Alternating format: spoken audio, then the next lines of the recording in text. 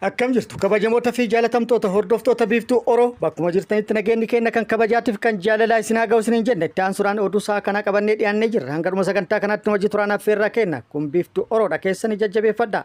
Kallattii mangar mata duree oduu amma qabadheetti yeroo dabru oduun jalqaba. Mootummaan PP guyyaa hundeeffama raayyaa ittisa biyyaa ajaja 47ffaa dhiha Oromiyaa yookaan lixa Oromiyaa magaalaa Naqqamteetti kabajaa jira. Kabaja guyyaa hundeeffama raayyaa ittisa biyyaa kana irratti muummichi ministeera Itoophiyaa Abiy Ahmed ni argama jedhamee eeggamus sababa rakkoo nageenyaatiin sodaatee osoo irratti hin argamin hafee jira. Oduun itti aanu lolli Oromiyaa bakkoota garaagaraatti loltoota mootummaatii fi waraana bilisummaa Oromoo gidduutti gaggeeffamaa jiru itti fufee jira. Waraanni bilisummaa Oromollee Oromiyaa bakkoota garaagaraatti loltoota mootummaa irratti haleellaa raawwatuun injifannoo irratti argatu ibsee jira. Haleellaa bakkoota garaagaraatti loltoota mootummaa irratti raawwate loltoota mootummaa irratti miidhaa guddaa dhaqqabsiisuun hedduu hojiin ala akka taasise waraanni bilisummaa Oromoo beeksisee jira. Guutuu oduu kanaa isiniin geenna. Oduun itti aanu oduu kaaba Itoophiyaa irraa nu ga'eedha. Oduu kaaba Itoophiyaa irraa nu ga'een ajajaan ol'aanaan waraana Eertiraa tokko naannoo Tigraay daawwatuun beekamee jira. Kunis kan ta'e yeroo bulchiinsi yeroo naannoo Tigraay eenyullee yoo ta'e beekamtii bulchiinsa yeroo naannoo Tigraayin alatti hariiroo alaa uumuun hin danda'amu jechuun erga akeekkachiise boodadha. Oduu biyyaalallee qabna. Oduu kanneenii fi kan biroo wajjin guutuu oduu wajjin isin wajjin kan turu ani Bariisoo Ganamooti guutuun oduu kunooti. Guyyaan hundeeffama raayyaa ittisa biyyaa waggaa 47ffaa yookaan ajaja 47ffaa lixa Oromiyaa magaalaa Naqqamteetti guyyaa har'aa kabajamaa jira. Kabaja guyyaa hundeeffama raayyaa ittisa biyyaa ajaja 47ffaa kanaaf ummanni kan bahe yoo ta'u ummanni dirqamaan akka baafame himatee jira. Faallaa kanammoo mootummaan fedhiidhaan hiriira deeggarsa raayyaa ittisa biyyaa bahe jechuudhaan ummanni fedhii isaatiin akka bahetti ibsee jira. Kabajni guyyaa kanaa kunis yeroo kabajamaa jirutti sodaa guddaan kan marfame akka ta'es himamee jira. Kanarraa kan ka'e muummichi ministeera Itoophiyaa Abiy Ahmed irratti hirmaatuuf kan ture sababa sodaa nageenyaa irraa kan ka'e osoo irratti hin argamin hafee jira. Helikoophtarri muummicha ministeera Itoophiyaa Abiy Ahmed fiddee dhufti jedhamtee eeggamaa turte har'a ganama magaalaa Naqqamtee irra naannahuudhaan osoo hin bu'in deebi'uun immoo warra eegaa ture abdii kutachiiftee jirti. Gara biraatiin immoo muummichi ministeera Itoophiyaa Abiy Ahmed sagantaa kanarratti hin argama jedhee hafuun isaa hawaasa bal'aa biratti gungumsuu kan uume yoo ta'u hedduun namoota hiriira bayanii muummichi ministeera Itoophiyaa Abiy Ahmed jecha isaa yeroon inni gochatti hiiku tasuma hin jiru jechuudhaan kan dubbatanis jiru jedhamee jira. Gara biraatiin immoo sagantaa kanarratti kan argaman ajajoota waraana biyyattii ol'aanoo kan ta'an Fiild Maarshaal Birhaanuu Juullaa dabalatee hedduun kan argaman yoo ta'u pirezidaantii mootummaa naannoo Oromiyaa Shimallis Abdiisatii fi akkasumas pirezidaantiin naannoo Beenishaangul Gumuz Ashaadlii Hasan irratti argamanii jiru. Sagantaa kana milkeessuuf caasaan mootummaa qophii guddaa taasisaa ture jedhamee jira. Muummichi ministeera Itoophiyaa Abiy Ahmed ni dhufa jechuudhaan manarra deemuudhaan namni dirqamaan akka ba'u mallatteessisaa turan jedhamee jira. Akkasumas sochiin geejjiballee danqamee ture yookaan akka dhaabatu taasifamee jira jedhamee jira. Rakkoo nageenyatiif yookaan sodaa nageenyatiif wal qabatee humni waraanaa guddaan kan kumaatamaan lakkaa'amu garasitti guuramee ture. Komaandoo jechuudhaan kan garas guuraman 6,000 ol ni ta'u jedhamee jira. Kun hunduu taasifame sababa sodaa rakkoo nageenyaa jedhu muummichi ministeera Itoophiyaa saganticha irratti odoo hin argamin hafee jira. Sagantaa kanarratti pirezidaantiin naannoo Oromiyaa Shimallis Abdiisaa haasaa taasisee jira. Haasaa taasiseen raayyaan ittisa biyyaa ajajni lixaa ummataaf gaachana diinaaf immoo sodaadha jechuudhaan kan dubbate yoo ta'u akkasumas raayyaan ittisa biyyaa tumsa lixa Oromiyaatiif tumsee tureen hojii misoomaa adda cite deebi'ee milkaa'inaan gaggeeffamaa jira jechuudhaan dubbatee jira. Oduun itti aanu oduu oolmaa Oromiyaati. Oduu oolmaa Oromiyaatti lolli Oromiyaa bakkoota garaagaraatti loltoota mootummaatii fi waraana bilisummaa Oromoo gidduutti deemaa jiru itti fufee jira.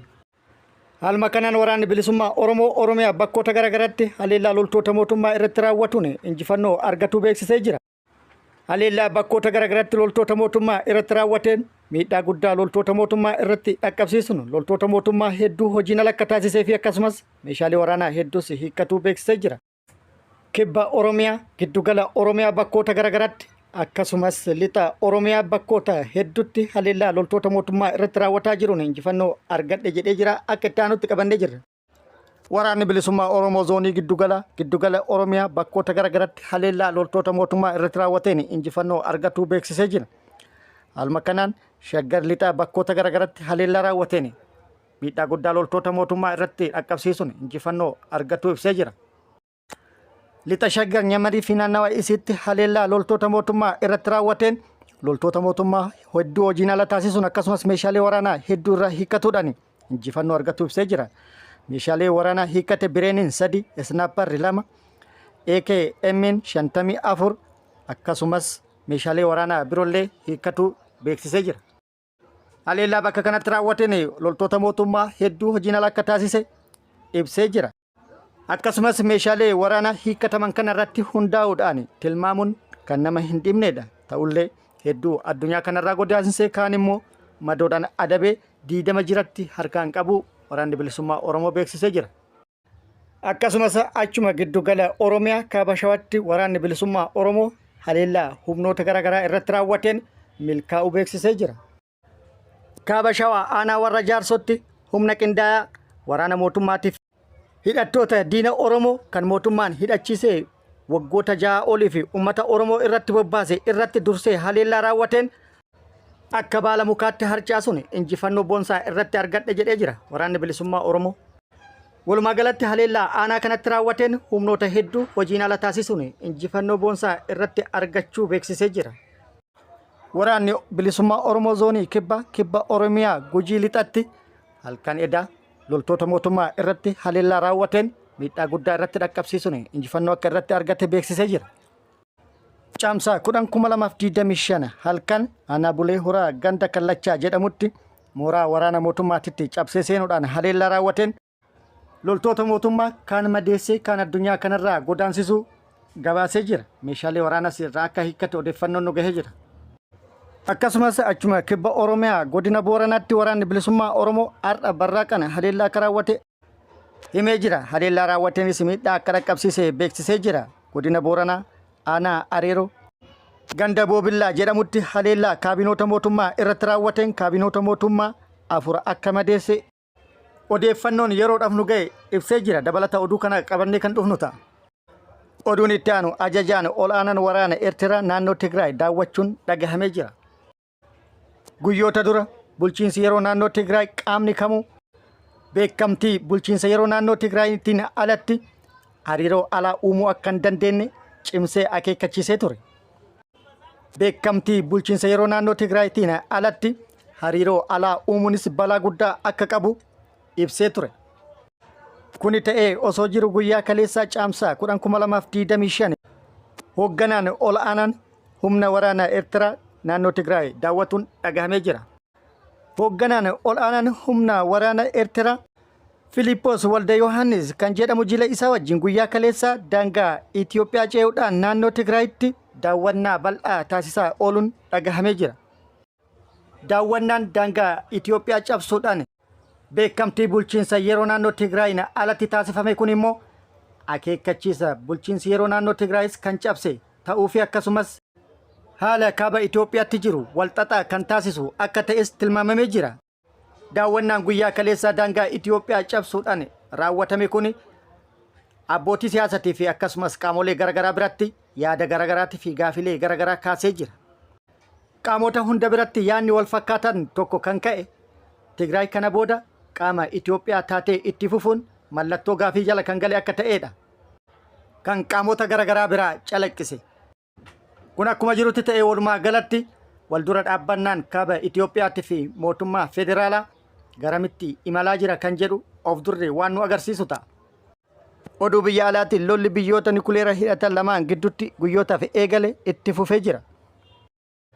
Biyyoonni lamaan Paakistaanii fi Indiyaan lachinuu wal himataa kan jiru yoo ta'u har'a Paakistaan Indiyaa irratti haleellaa cimaa misaa'eloota gurguddaan akka raawwatte dhagahamee jira. Haleellaan har'a raawwattes haleellaa haaloo ba'aati jechuudhaan akka ibsitees beekamee jira. Jeettonni Paakistaan humna ittisa Indiyaa S-400 yookaan immoo S-400 kan jedhamu irratti haleellaa raawwatuun himamee jira. Guyyoota afuriif haleellaa erga walirratti raawwataniin booda har'a waliigaltee dhukaasa dhaabuu biyyoonni lamaanuu labsatanii ture. Erga waliigaltee ragaanii booda sa'aatii muraasa keessatti waliigalteen akka cabe ibsuudhaan biyyoonni lamaan quba walitti qabuu jalqabanii jiru. Waliigalteen kunis cabe kan jedhame erga dhoohinsi hamaan Kaashmiir kutaa to'annoo Indiyaa jalatti argamu keessatti dhoohe akka ta'e ministeerri dhimma alaa Indiyaa Vikram Misrii beeksisee jira. Ministeerri dhimma alaa Paakistaanis gama isaatiin bakkeewwan murtaa'an irratti gochi waliigaltee cabsu Indiyaan raawwatamaa osoo jirus hojiirra oolmaa waliigaltee dhukaasa dhaabuuf murannoo qabna jedhee jira. Haleellaa tibbana raawwatamee lubbuu namoota 26 galaafatameef Paakistaan harka keessaan qabu jettee jirti.